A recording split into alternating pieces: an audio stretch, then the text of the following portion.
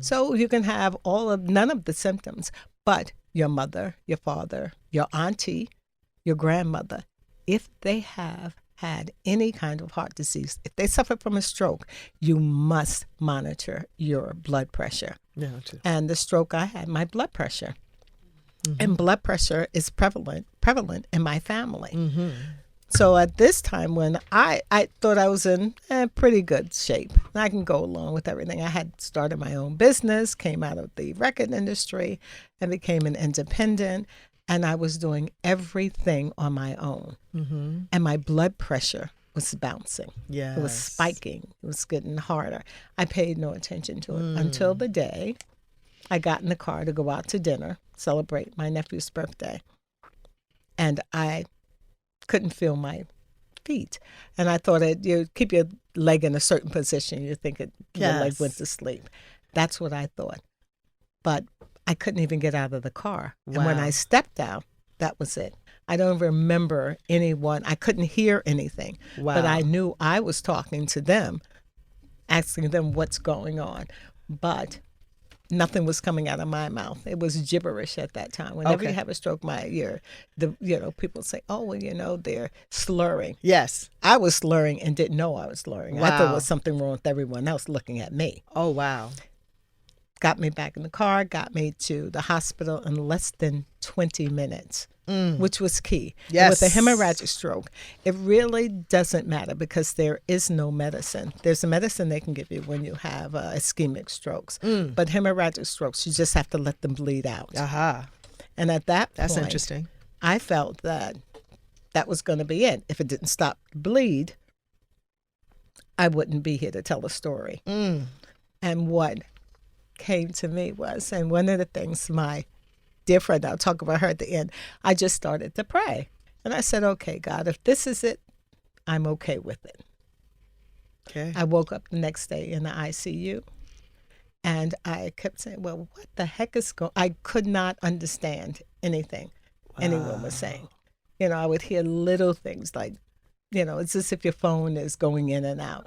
But I kept seeing them, mouth this word stroke. Wow. So I stayed in the hospital maybe 5 days. I went to a rehab center. Key. And I was in rehab for a month, inpatient. Yeah. And I will tell you, it is the feeling for a woman, a lot of men there that I talk with, but for a woman, it becomes almost devastating because with a heart attack, you don't have to see the physicality of it. But when a woman has a stroke, yes, you see it. It could be a disfiguration of the face. You can have drop foot, which I have. You have that paralysis on one side of the body. So you're unable to walk. You need someone to take you to the bathroom. You need someone to wash you up. They had to tell me that was a comb to comb my hair. And what really was, and I laugh at this now, but the first day they brought in the orderly to help me go to the bathroom. And I said, okay, maybe they'll put me in a wheelchair and they'll roll me in the bathroom. I said, something's going to come together and I'll be able to go to the bathroom. That didn't happen. And once they came in the stall with me, I said, God, this is not going to be. This was the young lady trying to help me. I said, no. That was, and I'll tell you, I think I never said anything then. But when I came out of that bathroom, I said, oh, no. We're going to get this together. Okay, your will kicked in. In my mind, I was saying, I said, God, just let me be able to go to the bathroom on my own. At least. And it's so for 4 weeks, I just went through the process, occupational therapy, a lot of physical therapy. And the men would come in to my room and they said, well, how are you getting up to do this and do that?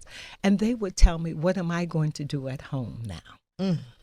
I told them, your wife will, she'll accept you. But the women I talked to was never, what will I do now at home? They didn't think there was going to be any home. Wow. There's so many things that happen with stroke. I mean, we could talk about the after, you have a stroke, even now, you have paralysis. Yes. You still have paresis now. So you're being intimate with your husband and they rub you on one side of your arm. The nerves are so sensitive. it's not a feeling that you kind of draw away from them. And I saw a lot of that when I went to therapy. And I kept saying, once I get out of here, when I talk for American Heart Association, I'm going to bring up those things. These are the things that people need to talk about.